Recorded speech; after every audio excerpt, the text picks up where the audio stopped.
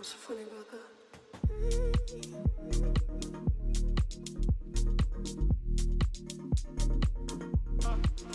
Yo, this is Ben Covage from Elevated Trips. Today we're hiking in Kanbula National Park. It's this beautiful miniature Grand Canyon, right? It's about 2 hours from Scenic, the capital of Qinghai Province. And today the park is totally dead. We're really the only tourists in the park. We actually took a boat to get here and took a boat ride for about 20 minutes. And here we are walking up through the Namzong Nunnery, this ancient, beautiful nunnery surrounded by these red rock cliffs and prayer flags.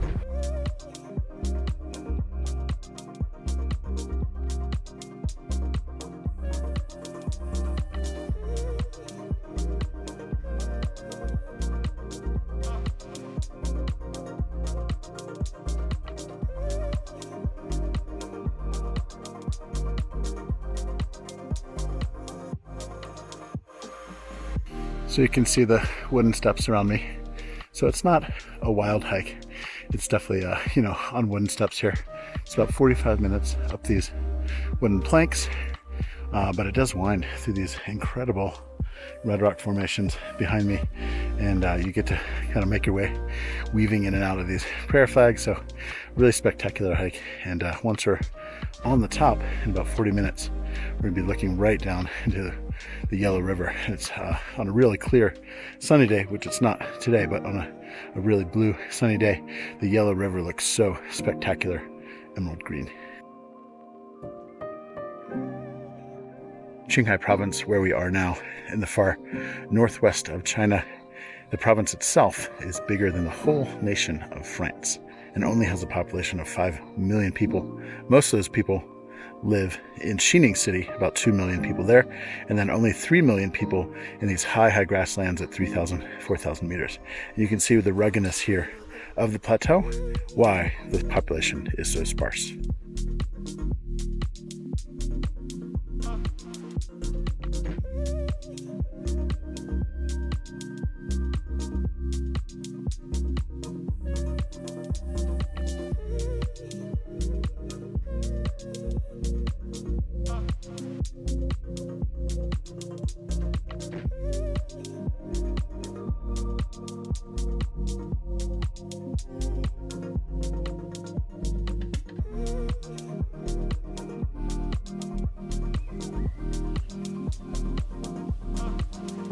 You can hear the cuckoo behind me. Cuckoo, cuckoo. One thing I love about Kanbula National Park, watch one of my favorite secret destinations in China is these evergreen forests. And once you're up in the Tibetan Plateau, 2,500, 3,000, 4,000 meters, really hard to find trees. You could drive hundreds of miles without seeing a single tree, just high altitude steppe and grasslands. But here in the park, because it's a little bit lower and because it's right on the Yellow River, you have these beautiful evergreens, and they're kind of marking our path as we walk up this trail.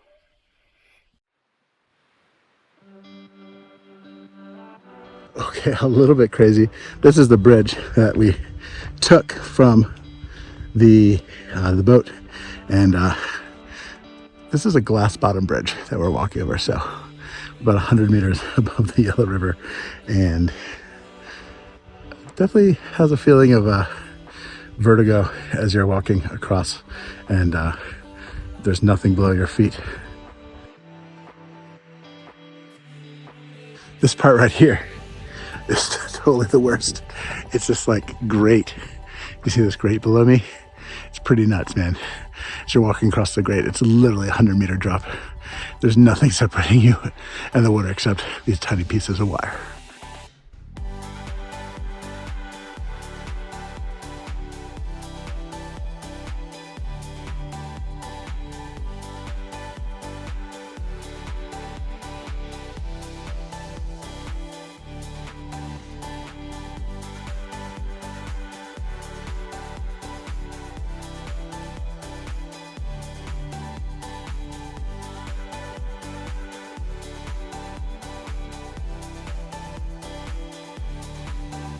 So the first thing about Kanbula is that it has this red sandstone, which means the very narrow road through the national park often gets hit with rock slides, especially during the rainy season. All this clay sandstone just slides down right onto the road. So today we actually had to take a boat, which is kind of a weird way to enter a national park, but because the road was blocked due to these landslides, rock slides, we had to take a boat about 20 minutes along the Yellow River Reservoir, and then from there we took a bus to here, which is where we are hiking the Namzong Nunnery.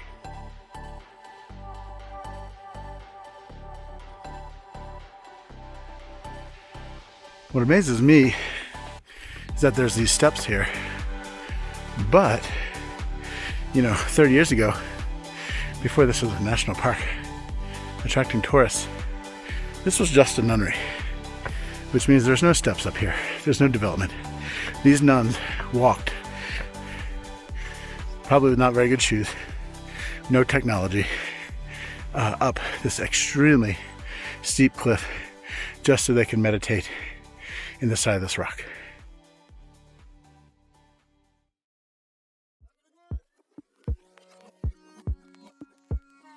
So with the nunnery, you have about 500 nuns or female monks that live up here and meditate. There are these meditation caves built into some of these red rock formations, and the nuns will actually live in these tiny little meditation caves for 3 years, 3 months, and 3 days. Behind me here on this ridge line back here, you can see a few little teeny white houses, and those are some of the meditation caves that have been built into the side of the rock. We're starting to get a little bit of view here as we're ascending. We're probably about 200 meters above the start of the hike, and it's starting to get really good as we're seeing some of these red rock formations.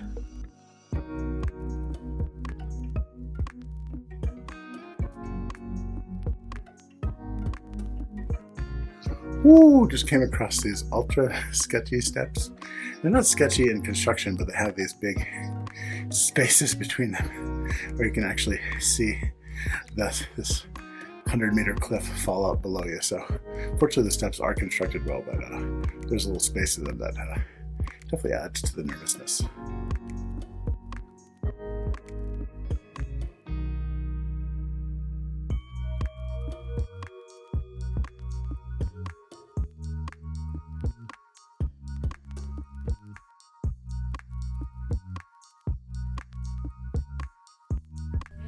The last part of the hike, the stairway to heaven, the last 15 minutes up this super steep cliff.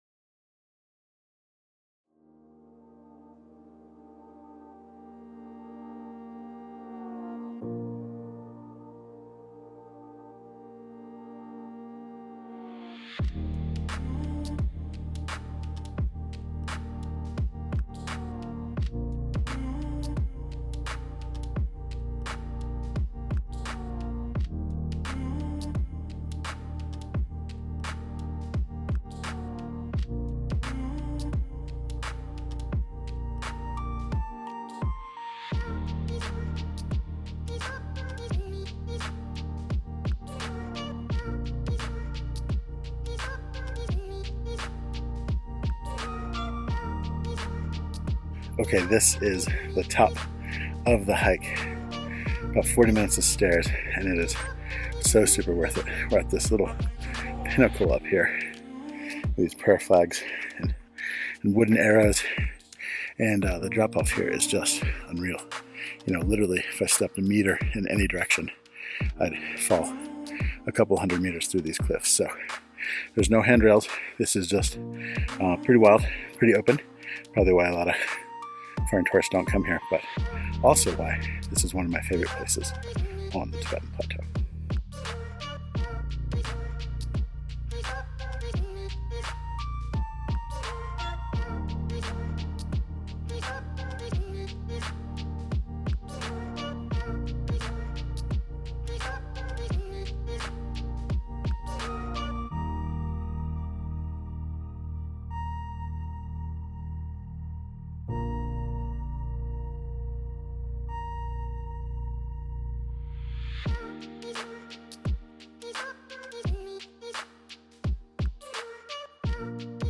This is Ben Cubbage from Elevated Trips.